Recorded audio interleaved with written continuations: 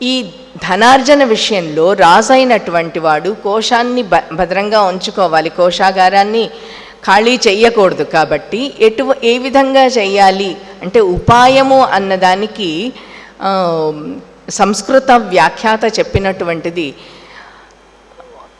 తుమ్మెద తేనెటీగ లేదంటే తేనెటీగ పువ్వుల మీద వాలుతుంది, తేనెను ఏ విధంగా అంటే పువ్వుకు ఏ విధమైనటువంటి నష్టం కలగకుండా తేనెను ఏ విధంగా సంగ్రహిస్తుందో ఆ విధంగా తేనెను ధర్మ మార్గంలో ఆదాయాన్ని పొందాలి. అదేవిధంగా సందృష్ట వ్యయ కర్మ విత్, దాన్ని ఖర్చు పెట్టేటువంటి విషయంలో కూడాను బాగా తెలిసినటువంటి వాడు. అంటే వ్యయాన్ని ఇష్టం వచ్చినట్టుగా ఖర్చు పెట్టడానికి రాజుగారికి స్వాతంత్రం లేదు, మనకు కూడా లేదు నిజం చెప్పాలంటే. ఎందుకంటే మనం కూడా సేవింగ్స్ పేరుతో కొంచెం పక్కన పెట్టుకుంటున్నాం. రాజైనటువంటి వాడు ప్రజా సంక్షేమానికి, ధర్మకార్యాలకు, తనకు, తన బంధుజనులకు, ప్రతి వాళ్లకు దీన్ని 5 భాగాలుగా విభజించాలని శాస్త్రం చెప్తున్నటువంటి విషయం. కాబట్టి ఆ విధంగా ధనాన్ని ఎంత, ఎవరికి ఎట్లా ఖర్చు పెట్టాలి అనేటువంటిది బాగా తెలిసినటువంటి వాడు. ఇక ఇవన్నీ రాజనీతి సంబంధించినటువంటి విషయ పరిజ్ఞానం కలవాడైతే శ్రీరామచంద్రుడు 24 గంటలు అక్కడే కూర్చొని రాజసభల్లోనే ఉంటాడా? సంగీతము, కళ ఇవన్నీ ఏమీ లేవా అంటే ఆయనకు సంగీత జ్ఞానము ఉంది, నాట్య జ్ఞానము ఉంది, శిల్ప జ్ఞానము ఉంది, గుర్రాలను వాహనాలను ఎక్కడం ఉంది, ధనుర్వేదం ఉంది. అంటే ఈ వైహారికాణం శిల్పానాం విజ్ఞాత అండం చేత ఈ మనోహరమైనటువంటి కథలు ఏవైతే ఉన్నాయో, హృదయాహ్లాదకమైనటువంటి సంగీత నృత్య విషయాలు, కళలు ఏవైతే ఉన్నాయో వాటిని కూడా ఆదరించేటువంటి స్వభావం కలిగినటువంటి వాడు. సేనానయ విశారద, సేనను ఎలా నడిపించాలి అనేటువంటి విషయం కూడా బాగా తెలిసినటువంటి వాడు. ఎందుకంటే రాజు ముందుండాలి, సేనను నడిపించాలి, అది పద్ధతి. రాజు వెనకుండి సేనను నడిపించడం కాదు. అప్పుడు సేనను సేనా నయ విశారదుడు కాలేడన్నమాట. మామూలుగా సేనలు నడిపిస్తాడు, కానీ ఈయన అందులో కూడా సేనల్ని ఏ విధంగా నడిపించాలో కూడా తెలిసినటువంటి వాడు. అప్రదృశ్య, ఇంకా ఎదురుగా ఉంటే ఇంకా రాముణ్ణి తేజస్సును చూసి ఇంకా భరించలేరన్నమాట. అంత ఎదుటి వారిని భయంగొల్పేంతటి పరాక్రమం కలిగినటువంటి వాడు. నచావమంతా భూతానాం నచకాల వశానుగః, ఎవ్వరినీ కూడా అవమానపరిచినటువంటి వాడు కాదు. అందరి పట్ల అవమానపరచడం అంటే ఒకళ్ళని తక్కువగా ఒకళ్ళని ఎక్కువగా చూడడం అనేటువంటిది శ్రీరామచంద్రుడికి తెలియదు. భూతానాం, అన్ని జీవరాశులను, మనుషులను, జీవరాశులన్నింటినీ గౌరవించేటువంటి వాడు. కాలవశ అనుగహ న, కాలానికి వశమైనటువంటి వాడు కాదు. కాలవశానుగహ అనడం చేత ఏదో కాల ప్రవాహంలో కొట్టుకొని పోతున్నామని సామాన్యంగా అనుకుంటారు, ఏదో కాల ప్రవాహంలో. కానీ కాలానికి ఎదురీదగలిగినటువంటి సామర్థ్యం కూడా ఉన్నటువంటి వాడు.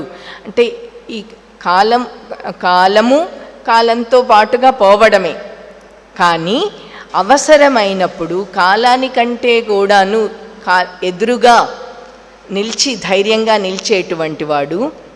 ఈ విధంగా ఉన్నటువంటి శ్రీరామచంద్రుణ్ణి చూసి తమేవం వ్రత సంపన్నం ప్రదృశ్య పరాక్రమం లోకపాలోపమం నాథం అకామయత మేదిని. ఇటువంటి లోకపాలురు, అష్టదిక్పాలురతో సమానమైనటువంటి పరాక్రమవంతుడైనటువంటి రాముణ్ణి చూసి మేదిని నాథం అకామయత, భూమే ఇతడు రాజైతే బాగుంటుంది అని అనుకున్నదట. అంటే దశరథుడి ఆలోచన కంటే ముందు భూమి ఇతన్ని రాజుగా వరించింది. ఇక్కడ భూమి అంటే మనకు భూమిలో ఆ ప్రజలందరూ కూడాను ఇతడు రాజైతే బాగుంటుంది. సరిగా అదే సమయంలో దృష్ట్వా దశరథో రాజా చక్రే చింతాం పరంతపః అథ రాజ్ఞో బభూవైవం వృద్ధస్య చిరజీవినః ప్రీతిరేషా కథం రాజా రామో రాజా స్యాన్ మయి జీవతి. ఇంకా దశరథుడు వృద్ధుడైపోతున్నాడు. దానివల్ల ఇటువంటి గుణసంపన్నుడైనటువంటి కుమారుడు ఉండగా నేను ఈ రాముణ్ణి రాజుగా చూడగలనా బతికుండగా లేదా అనుకున్నాడన్నమాట. చిరజీవినః వృద్ధస్య రాజ్ఞః, చాలా కాలం 60,000 సంవత్సరాలకు పైనే జీవించాడు దశరథుడు. ఇంతకాలం జీవించి ఇప్పుడు అనుకుంటున్నట్ట రాముడు రాజైతాడా, మయి జీవతి, నేను బతికుండగా రాముడు రాజైతాడా లేదా అనుకున్నాడు. కదా నామ సుతం ద్రక్ష్యామి అభిషిక్తం అహం ప్రియం, ఎప్పుడెప్పుడు నేను అభిషిక్తుడైనటువంటి యవ్వరాజ్యాభిషిక్తుడైనటువంటి శ్రీరామచంద్రుణ్ణి చూడాలి. ఎందుకంటే సర్వలోక వృద్ధిని కోరేటువంటి వాడు మత్తః ప్రియతరః లోకే, నాకంటే కూడా లోకులు ఇతన్ని ప్రేమగా చూస్తాడు, ఇతడు ప్రీతికరుడు. ఎట్లా అంటే పర్జన్య ఇవ వృష్టిమాన్, మంచి వాన కోసం ఎదురు చూస్తున్నప్పుడు వర్షం కురిస్తే ఆహా అని ఎంత ఆనందపడిపోతామో ఆ విధంగా రాముణ్ణి చూసి చాలా సంతోషపడిపోతున్నారు ప్రజలందరూ కూడా. ఇక బుద్ధిలో బృహస్పతి మొదలైనటువంటివన్నీ చూసి తం సమీక్ష మహారాజో యుక్తం సముతితైర్గుణై నిశ్చిత్య సచివై సార్థం యువరాజం అమన్యత. తర్వాత మంత్రులందరినీ పిలిచారు, వాళ్లతో చర్చించాడు, వాళ్ళందరి అనుమతిని పొందినాడు. వాళ్ళందరూ కూడాను ఆ రాముడు సరి అయినటువంటి ముందు మంత్రులతో చర్చించినాడు, సచివైహి వాళ్ళతో నిశ్చయం చేసుకున్న తరువాత అప్పుడు చెప్పాడు. ఏదో దుశ్శకునాలు కలుగుతున్నాయి, ఆయనకు కనిపించాయి. దివ్యంతరిక్షే భూమౌచ ఘోరం ఉత్పాతజం భయం సంచచక్షే చ మేధావి శరీరే ఆత్మనోజరం. తనకు ముసలితనము వచ్చేసింది, ఇంకా ఏవేవో అంతరిక్షంలో కూడా ఉల్కాపాతాలు లాంటివన్నీ కనిపిస్తున్నాయి. ఇవన్నీ చూసి ఆయనకు భయం కలిగింది. అందుకని ఆత్మనశ్చ ప్రజానాంచ శ్రేయసే ప్రియేణ చ, తనకు తన ప్రజలకు కూడాను శ్రేయస్సు కల్పించడం కోసం, అంతేకాకుండా ప్రాప్తకాలేన, ఈ ప్రాప్తకాలము అన్నప్పుడు ఆయనకు తెలుస్తోంది ఏదో ఇక ఈ శరీరాన్ని విడిచిపెట్టేటువంటి సమయం వచ్చింది అని ఒక అర్థమైతే, ప్రాప్తకాలం రాముడు వయస్సుకు వచ్చినాడు, యవ్వరాజ్య పట్టాభిషేకం చేయడానికి తగిన వయస్సు వచ్చింది, కాలం ప్రాప్తించింది అనేటువంటి రెండు అర్థాలను పెద్దలు చెప్పినటువంటి విషయము. అందుకని చాలా త్వరపడ్డాడు. త్వరితవాన్ నృపః, రాముడికి రాజ్యాభిషేకం చేయడానికి చాలా తొందరపడుతున్నాడు. అంతే వెంటనే నానానగర వాస్తవ్యాన్ పృథక్ జానపదానపి సమానినాయ మేదిన్యాః ప్రధానాన్ పృథ్వీపతీన్. ఆయన చక్రవర్తి కాబట్టి ముందు మంత్రులతో చర్చించినాడు, ఆ తరువాత పురప్రముఖులు సామంతరాజులతో చర్చించినాడు.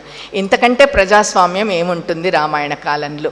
అందుకే నానానగర, అయోధ్యలో ఉన్నటువంటి నగరాల్లో ఉన్న వాళ్ళందరినీ కూడా పృథక్ జానపదానపి, జనపదులను కూడా రప్పించుగా అందరికీ కూడా ఆహ్వానం పంపించాడు. ప్రధానాన్ పృథ్వీపతీన్, చాలా ప్రధానమైనటువంటి తన రాజ్యానికి దగ్గరలో ఉన్నటువంటి ప్రధానమైనటువంటి రాజులను కూడా రప్పించాడు. వాళ్ళందరినీ సమానాయ, అందరినీ రప్పించేశాడు. వాళ్ళందరితోనూ చర్చించాడన్నమాట.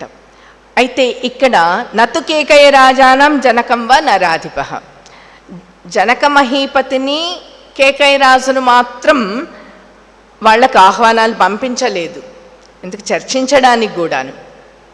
ఎందుకంటే చాలా త్వరగా, చాలా తొందరలో ఉన్నాడు. వాళ్ళు తర్వాత వింటారులే, ఈ శుభవార్త ఏదైతే ఉందో తర్వాత వింటారులే అనుకున్నాడు. తర్వాత అథరాజ వితీర్ణేషు వివిధేషు ఆసనేషు చ రాజానమేవాభిముఖాః నిషేధుర్నియతానృపాః. వాళ్ళందరూ ఉపవిష్టులై ఉన్నారు. రాజులందరినీ అక్కడ తీసుకొని వచ్చారు. తీసుకొని వచ్చిన తర్వాత అందరూ కూర్చున్న తర్వాత రాజు సభలో ఉన్నటువంటి వాళ్ళందరినీ ఉద్దేశించి ఈ విధంగా అన్నాడు. కొంచెం గంభీరమైనటువంటి చక్రవర్తి హోదాలో మాట్లాడారన్నమాట. మీకంతా విషయం తెలిసింటుంది. విదితం భవతామేతద్ యథామే రాజ్యముత్తమం పూర్వకైర్మమ రాజేంద్రైః సుతవత్ పరిపాలితం. మీ అందరికీ తెలుసు, మా అందరూ కూడాను మిమ్మల్ని అందరినీ రాజుల కన్న ప్రజల్లాగా కన్న బిడ్డల్లాగా పరిపాలించారు. కాకపోతే నాకు ఇప్పుడు ఏమవుతోంది అంటే శరీరం జర్జరితమైపోయింది. ప్రాప్యవర్ష సహస్రాణి బహున్యాయోంషి జీవత. ఎన్నో వేల సంవత్సరాలు నేను జీవించాను. ఈ శరీరం అంతా జీర్ణమైపోయింది. తర్వాత నా ఇంద్రియాలు కూడాను క్షీణిస్తున్నాయి. కాబట్టి ఈ వయస్సులో నేను గుర్వీం ధర్మధురం లోకస్య వహన్ పరిశ్రాంతం, ఈ భారమైనటువంటి ఈ పరిపాలన భారాన్ని, చాలా గొప్పదైనటువంటి బరువైనటువంటి ప్రజా పాలనను ఈ శరీరం నాకు సహకరించట్లేదు మోయడానికి. అందుకని సోహం విశ్రమమిచ్చామి, అందుకని నేను విశ్రాంతి తీసుకోవాలనుకుంటున్నాను. ఎట్లాగంటే రామం ప్రజాహితే కృత్వ, రాముణ్ణి అభిషిక్తుణ్ణి చేసి నేను విశ్రాంతి తీసుకోవాలనుకుంటున్నాను. పురందర సమోవీర్యే రామః పరపురంజయః తం చంద్రమివ పుష్యేణ యుక్తం ధర్మభృతాంబరం యవ్వరాజ్యే నియోక్తాస్మి ప్రీత పురుషపుంగవం అన్నాడు. ఇతడు సామాన్యుడు కాదు, సాక్షాత్తుగా ఇంద్రునితో తుల్యుడైనటువంటి వాడు. రేపొచ్చే పుష్యమీ నక్షత్రం రోజున ఇతనికి యవ్వరాజ్య పట్టాభిషేకం అనుకుంటున్నానన్న సంగతి చెప్పాడు. అప్పుడు వాళ్ళందరూ కూడాను చాలా సంతోషపడ్డారు. ప్రజలంతా కూడాను, వేరే జనపదాల నుంచి వచ్చినటువంటి వాళ్ళు, రాజ్యాల నుంచి వచ్చినటువంటి వాళ్ళు, తమ వాళ్ళలో ఉన్నటువంటి వాళ్ళందరూ కూడాను మహా ఆనందపడిపోయారు. ఏ విధంగా అంటే మేఘాన్ని చూస్తే నెమళ్ళు నృత్యం చేసినంతగా ఆనందపడిపోయారు. మొత్తం అదంతా చూసిన తర్వాత మాకు చాలా ఆనందంగా ఉంది, రాముణ్ణి రాజుగా మేము కోరుతున్నాము అంటే రాజు కనిపించింది. వాళ్ళ మనస్సులో ఉన్నటువంటి మాట ఏమిటి తెలుసుకోవాలి అనుకున్నాడు. అందుకు అన్నాడన్నమాట, కథంను మయి ధర్మేణ పృథ్వీం అనుశాసతి భవంతో ద్రష్టుమిచ్చంతి యువరాజం మమాత్మజం. నేను ఇంతకాలంగా ధర్మబద్ధంగానే ధర్మేణ పృథివీం అనుశాసతి, నేను ఇంత ధర్మబద్ధంగా రాజ్యాన్ని పరిపాలిస్తూ ఉండగా మీరు ఈరోజు నా కుమారుణ్ణి రాజుగా కావాలని ఎందుకు అనుకుంటున్నారు అంటే ఆయనకు సందేహం వచ్చింది. అంటే దశరథుడు ప్రజల యొక్క మనోభావాన్ని తెలుసుకోవాలనుకున్నాడు. అదేవిధంగా తన వల్ల ప్రజలు సంతృప్తిగా లేరా అన్నది కూడా తెలుసుకోవాలనుకున్నాడు అన్నమాట. నేను పరిపాలిస్తున్నాను, ఇన్ని వేల సంవత్సరాలు పరిపాలించినాను, ధర్మ మార్గంలోనే పరిపాలించినాను, అయినా మీరెందుకు ఈరోజు నా కుమారుణ్ణి రాజుగా కావాలని అనుకుంటున్నారు అంటే వాళ్ళందరూ అన్నారు, మీ కుమారుడు చాలా మంచి గుణాలు కలిగినటువంటి వాడు, కళ్యాణమైనటువంటి గుణాలు కలిగినటువంటి వాడు, ఇక్ష్వాకు వంశంలో అందరిలోకి ఇక్ష్వాకుభ్యోపి సర్వేభ్యో హ్యతిరిక్తో విశాంపతే. రాముడు సత్పురుషుడు, సత్యధర్మ పరాయణుడు, సాక్షాత్తుగా ధర్మమూర్తి అయినటువంటి వాడు, బుద్ధిలో బృహస్పతి, ధర్మజ్ఞుడు, సత్యసంధుడు, శీలవంతుడు, ఇవన్నీ ప్రజల నుంచి వస్తున్నటువంటి విషయాలు. మళ్ళీ ఇంతకుముందు దశరథుడు ఈ కారణాల వల్ల రాముడు నాకు ప్రియతముడు అని చెప్పుకుంటే, ఇప్పుడు అదే గుణాలు ప్రజలకు కూడా కనిపించినటువంటి గుణాలు, ఈ గుణాల వల్లనే మాకు రాముడు అంటే ఇష్టమైంది అని ప్రియవాది, సత్యవాది, వృద్ధోపసేవి మొదలైనటువంటివన్నీ కూడాను చెప్పాడు.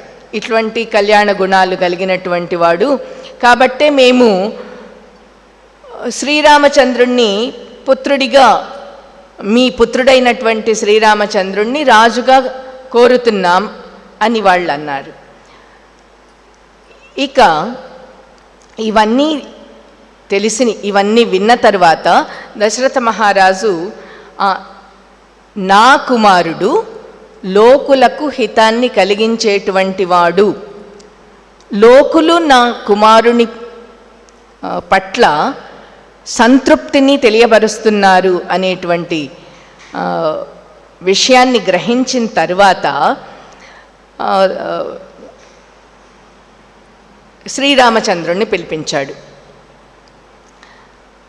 వెంటనే శ్రీరామచంద్రుణ్ణి పిలుచుకొని రండి అని కుమారుణ్ణి పిలిపించిన తర్వాత, నాయన నీకు యవ్వరాజ్య పట్టాభిషేకం చెయ్యాలి అనుకుంటున్నాను అని అక్కడున్నటువంటి వశిష్ఠుడు, వామదేవుడు మొదలైనటువంటి వాళ్లతో కూడా చెప్పి, ఈ చైత్రమాసము చైత్రశ్రీమానయం మాస పుణ్య పుష్పిత కానన యవ్వరాజ్యాయ రామస్య సర్వమేవోపకల్ప్యతాం అని వాళ్లకు, ఇది మంచి పుణ్యమైనటువంటి కాలం, ఈ చైత్రమాసం పుణ్యమైనటువంటి మాసం.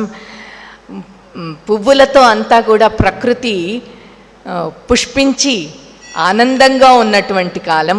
ఇటువంటి కాలంలో శ్రీరామచంద్రుడి పట్టాభిషేకానికి ఏమేమి సంభారాలు కావాలో వాటినన్నింటినీ కూడాను మీరు ఏర్పాటు చేయించండి అని వశిష్ఠుడికి, వామదేవుడికి చెప్పేసి, ఇక అక్కడున్నటువంటి రాజులు, వృద్ధులు, పౌరులు ఎవరైతే వచ్చారో వాళ్ళందరినీ పంపించిన తరువాత రాముడితో అన్నాడు, నాయన నీవు కూడాను వశిష్ఠుడి చెప్పినట్టుగా వశిష్ఠుడిని ఏ విధంగా ఏమేమి చెయ్యాలి అన్నది ఆజ్ఞాపించమన్నాడు. ఆదిదేశాగ్రతో రాజ్ఞః స్థితాన్ ఉత్క్రాంతాన్ అంజలీన్ సువర్ణాదీని రత్నాన్ని బలీన్ సర్వౌషధీనపి. ఇక ఈ మొదలైనటువంటి ఏమేమి యవ్వరాజ్యాభిషేకానికి కావలసినటువంటి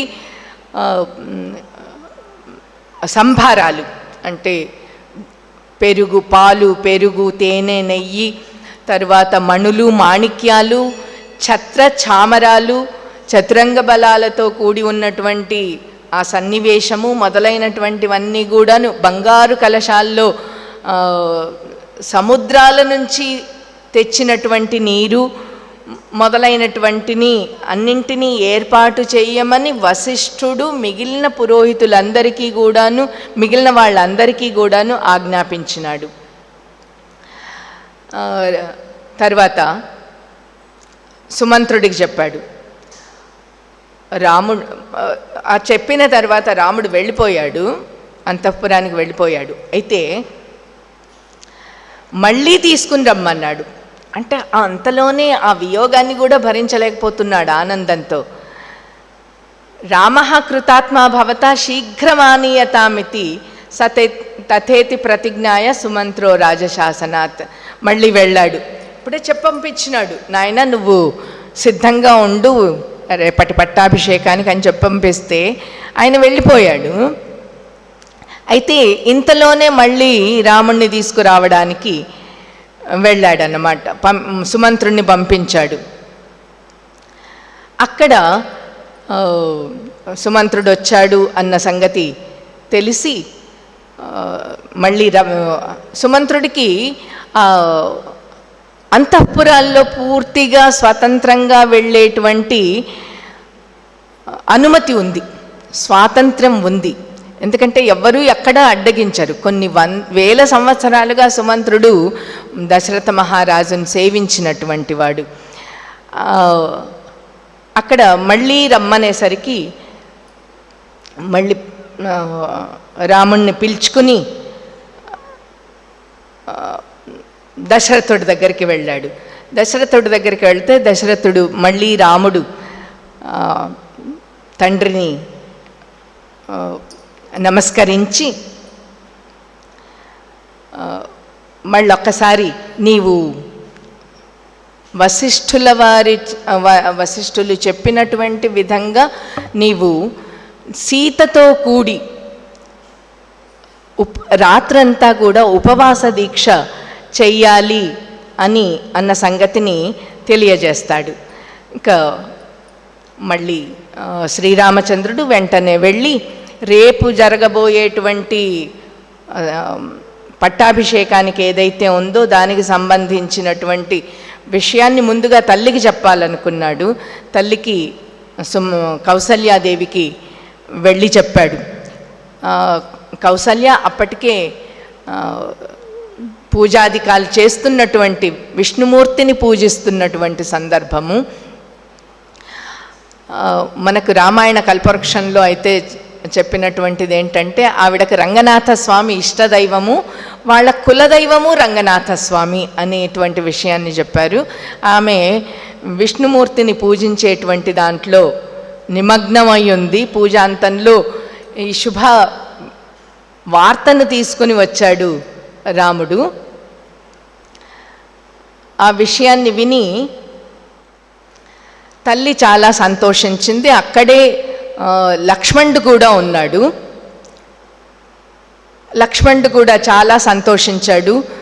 అయితే లక్ష్మణునితో అంటాడు, రాముడి ఔదార్యం ఏమిటి అన్నదానికి, ఓ లక్ష్మణ, ఇది నా రాజ్యం మాత్రమే కాదు, ఇది నీకు కూడా రాజ్యమే, నువ్వు కూడా పరిపాలించాల్సిందే, మన ఇద్దరం కలిసి ఉండాలి అనేటువంటి విషయాన్ని కూడా చెప్తాడు.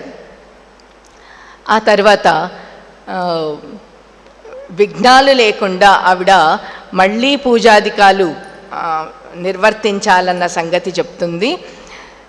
విశ్వామిత్రుడు కూడా వశిష్ఠుడు కూడాను ఏ విధమైనటువంటి వ్రతాన్ని ఆ రాత్రి అంతా ఉపవసించాలి అన్నప్పుడు ఎటువంటి విధంగా ఉండాలి అనే విషయాలన్నింటినీ కూడాను సీతతో కలిసి వ్రత దీక్షను కలిగి ఉండాలి అన్న విషయాన్ని చెప్తాడు. ఆ తరువాత దశరథుడు పౌరులందరికీ విషయం తెలిసిపోయింది. ఇక ఎక్కడ చూసినా కూడాను అయోధ్య మొత్తం అంతా కూడా దీపాల కాంతులట, ధ్వజకాంతులు, దీపకాంతులు. అంటే చిన్న చెట్ల మీద, భవంతుల మీద అంతా కూడా ధ్వజాలను, పతాకాలను ఎగురవేశారట. నేలంతా కూడా తడిపి, అంటే నీళ్లు చల్లి దుమ్ము రేగకుండా పువ్వులతోటి ముగ్గులు వేశారు.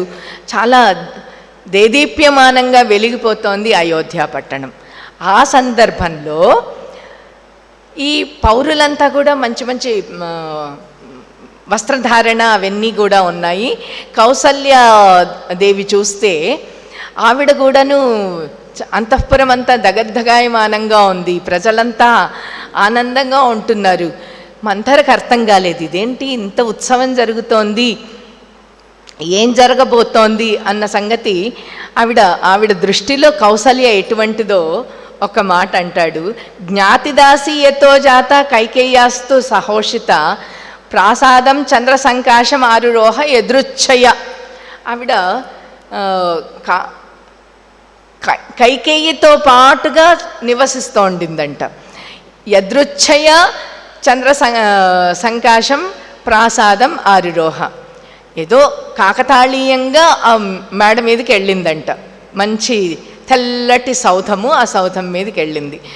యదృచ్ఛయాని అన వాల్మీకి మహర్షి చెప్తే ఆయన అన్నారు, ఇది చైత్రమాసం కదా, అందుకోసం విశ్వనాథ సత్యనారాయణ గారు అంటారు, ఆ వేడిమిని భరించలేక వేసవి మొదలైంది, వేడిమిని భరించలేక చల్లగాలి కోసం ఆవిడ మేడ మీదకి వెళ్ళింది అంటాడు. అవంతా ఆవిడ కనిపించేసింది. ఇదంతా కూడా ఇంత అందంగా మాలలతోటి అలంకరించినటువంటి పట్టణము, పూలతో ముగ్గులేసిండము, ఆడవాళ్ళు మగవాళ్ళు అంతా కూడా మంచి మంచి వస్త్రాలంకరణాలతో ఉండడము, జనాలంతా గుంపులుగా ఉంటున్నారు. ఎక్కడెక్కడి నుంచి వచ్చారు కదా జనం అంతా కూడాను. ఎక్కడ ఏ నలుగురు చూసినా రాముని గుణగణాలు, లేదంటే రాముని పట్టాభిషేకం ఉత్సవాల గురించే మాట్లాడుతున్నారు. ఇవంతా చూసి కౌసల్య దాసిని అడిగిందట, ఏంటి ఈమె, ఏం జరుగుతోంది ఇక్కడ అని అడిగితే చెప్పింది ఆవిడ, ఇప్పుడు రాబోయే పుష్య నక్షత్రంలో శ్రీరామచంద్రుడికి పట్టాభిషేకం జరుగుతోంది. శ్వః పుష్యేణ జితక్రోధం యవ్వరాజ్యేన రాఘవం రాజా దశరథో రామం అభిషేచయితాన్ అఘం. ఆ దాసి యొక్క మాటలు వినంగానే అమర్షం, క్రోధం, అసూయ మొదలైనటువంటివన్నీ మంథర్లో కలిగిపోయినాయన్నమాట. వెంటనే కైలాస శిఖరం నుండి దిగొచ్చినట్టుగా దడ ఇంకా కొంచెం కూడా ఆగకుండా ఆ ప్రాసాదాన్ని, ఆ భవనం నుండి దిగొచ్చింది. కోపంతో శరీరం అంతా దహించుకొని పోతోంది.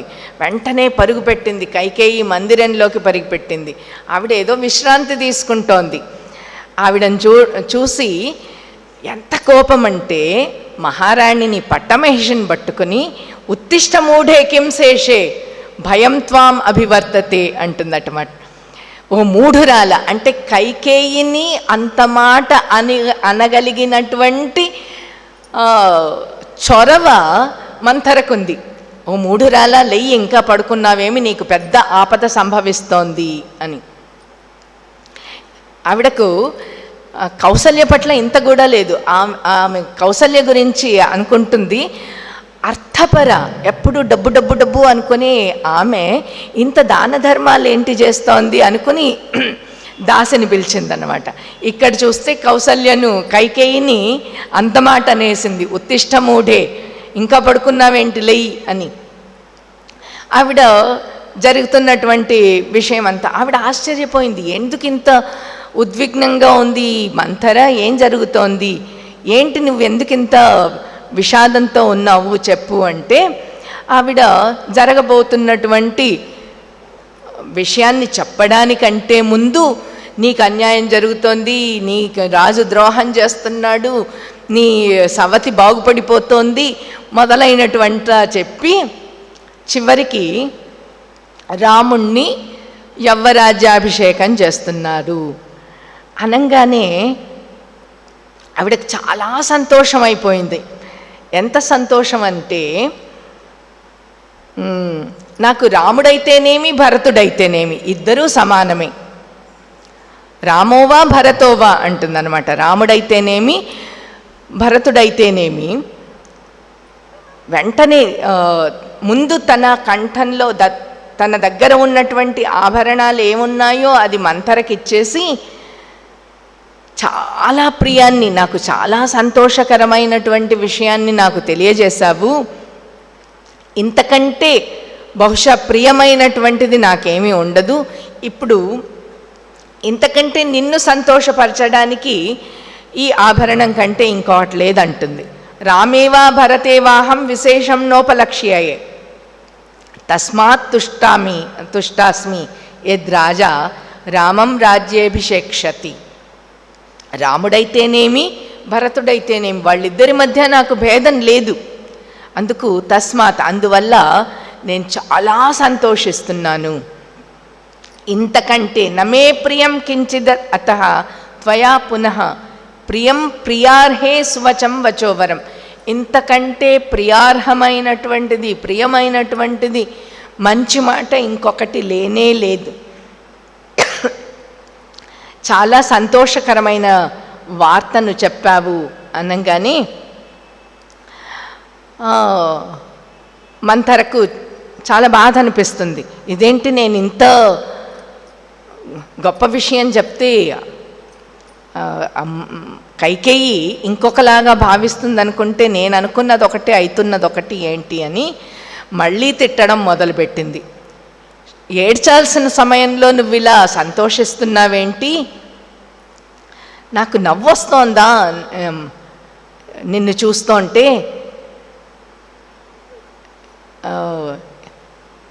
ఇటువంటి సందర్భంలో అంటే ఏడ్చాల్సినటువంటి సందర్భంలో నువ్వు సంతోషపడుతున్నావంటే నాకు నవ్వాలో ఏడవాలో తెలియట్లేదు అన్నటువంటి మాట.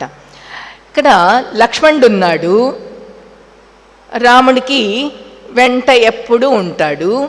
అందుకే లక్ష్మణునితో రాముడికి ఏమీ భయం లేదు. కానీ శత్రుఘ్నుడు భరతునితో ఉంటాడు.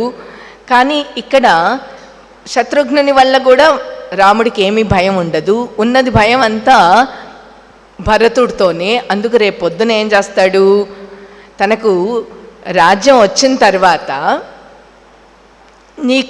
నీ కొడుకుకు వనవాసమే ఇంకా. ఎందుకంటే నిష్కంటకంగా రాజ్యాన్ని చెయ్యాలి అంటే రేపొద్దున నీకు నీ కొడుకు కూడా ఆపదలు సంభవించడానికి అవకాశం ఉంది. కాబట్టి ఇది నీవు దుఃఖించాల్సినటువంటి సందర్భం కానీ ఆనందపడాల్సినటువంటి సన్నివేశం కాదు ఇది అంటుంది. తరువాత ఇంతకాలం నువ్వేం చేసావు, దశరథ మహారాజుకి ప్రియురాలైనటువంటి దానివి అనేటువంటి ఒక గర్వంతో కౌసల్యను ఏ రోజు కూడా ఆదరించలేదు, చాలా అవమానపరిచినావు.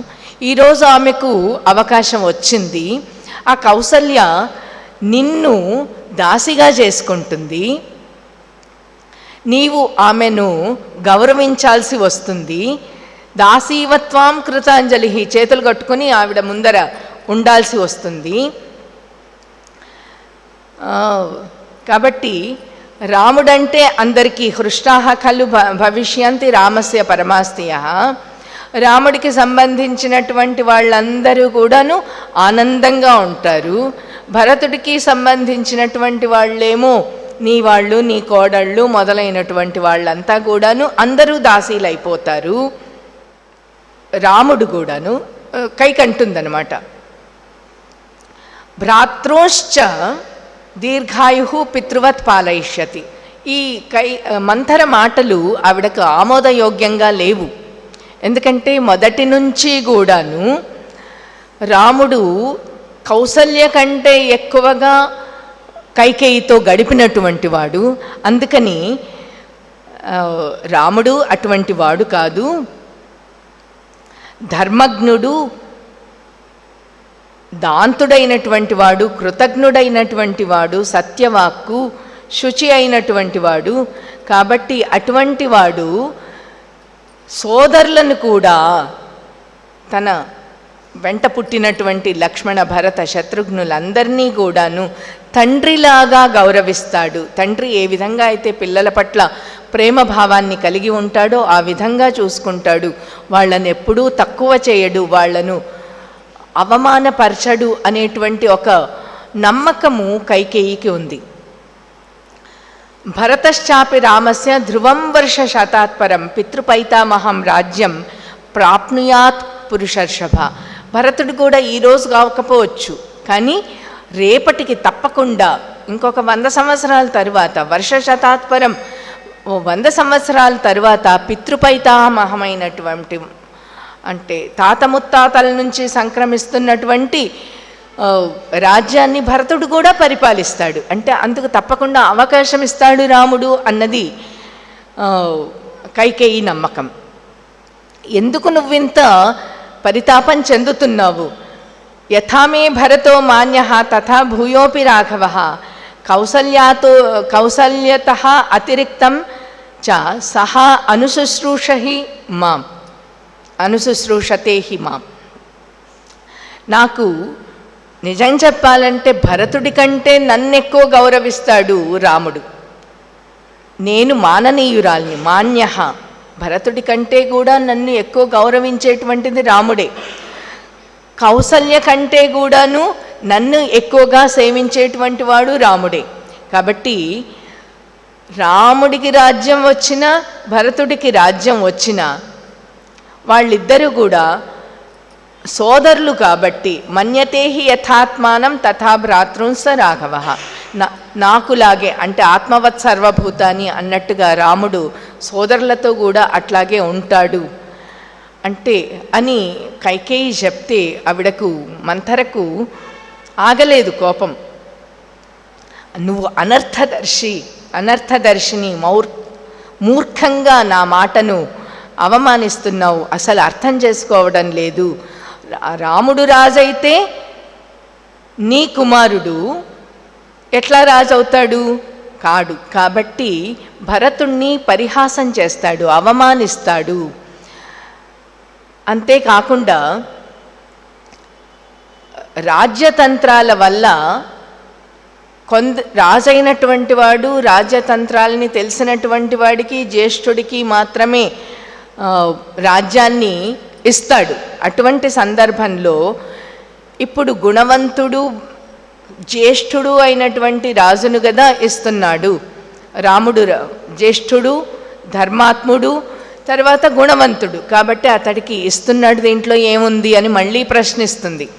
ధర్మబద్ధంగా జ్యేష్ఠసుతుడైనటువంటి రాముడికి రాజ్యం వస్తుంది, ఇందులో ఆలోచించాల్సినటువంటి పని లేదు అంటే లేదు తప్పకుండా రాజ్యాన్ని అకంటకం చేయడానికి అంటే ఎటువంటి ఆటంకాలు లేకుండా ఎటువంటి ఆపత్తులు కలగకుండా ఉండడానికి భరతుణ్ణి తప్పకుండా దేశాంతరమైనా పంపిస్తాడు, లోకాంతరమైనా పంపిస్తాడు. అంటే దేశం నుంచి బహిష్కృతమైనా చేయొచ్చు, లేదంటే చంపేయొచ్చు.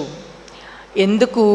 మొదటి నుంచి కూడా బాలయేవ హిమాతుల్యం భరతో నాయితస్త్వయ, చిన్నప్పటి నుంచి భరతుణ్ణి నీవు మాతుల గృహానికి నీ తండ్రి ఇంటికి పంపించావు, మేనమామల దగ్గరే పెరుగుతున్నాడు.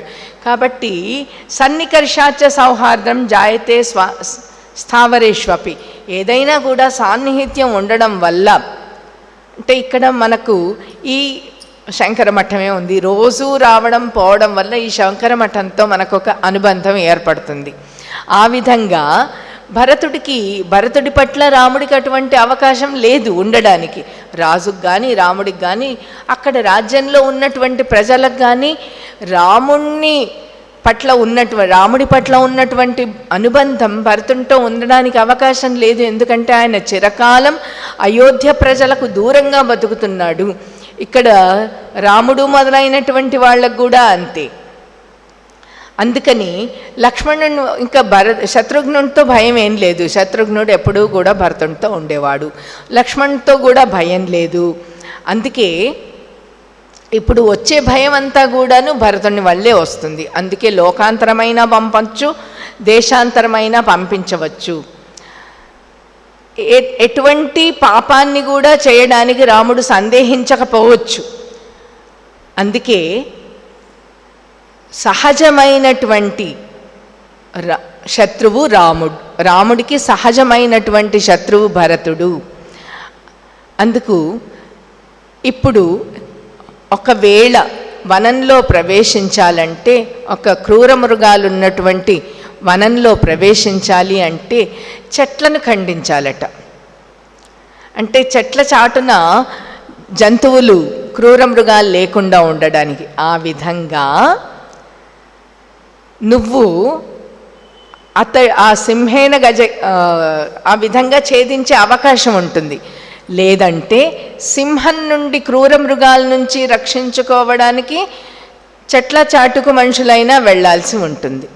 ఇప్పుడు నువ్వు చేయాల్సినటువంటి పని ఏమిటి అంటే సింహం నుండి భరతుణ్ణి రక్షించుకోవడం కోసం నువ్వు నానా అవస్థలు పడాల్సి ఉంటుంది, ప్రచ్ఛన్నంగా బతకాల్సి ఉంటుంది. కాబట్టి ఇదంతా కూడాను సంభవించకూడదు. అంటే శ్రీరామచంద్రుడు రాజు కావడానికి వీలు లేదు, దీనికి నువ్వేమైనా చెయ్యి అంటే ఆవిడ ఆలోచించడం మొదలుపెట్టింది కైకేయి. ఏం చెయ్యాలి? ఎంతో మంచిది కైక, చాలా రాముడి పట్ల ప్రేమ కలిగినటువంటిది. అటువంటి కైకకు దుర్బుద్ధులు నేర్పింది మంథర. ఎట్లా దుర్బుద్ధులు? మొదటేమో దశరథుణ్ణి తిట్టింది. నువ్వేమో చాలా గొప్ప అనుకున్నావు దశరథుణ్ణి గురించి, నీకు అసలు నీ పట్ల అసలు ప్రీతి లేదు, ఏమీ లేదు దశరథుడికి. ఇంతకాలం గర్వించినావు దశరథుడికి నా పట్ల ప్రేమ అని.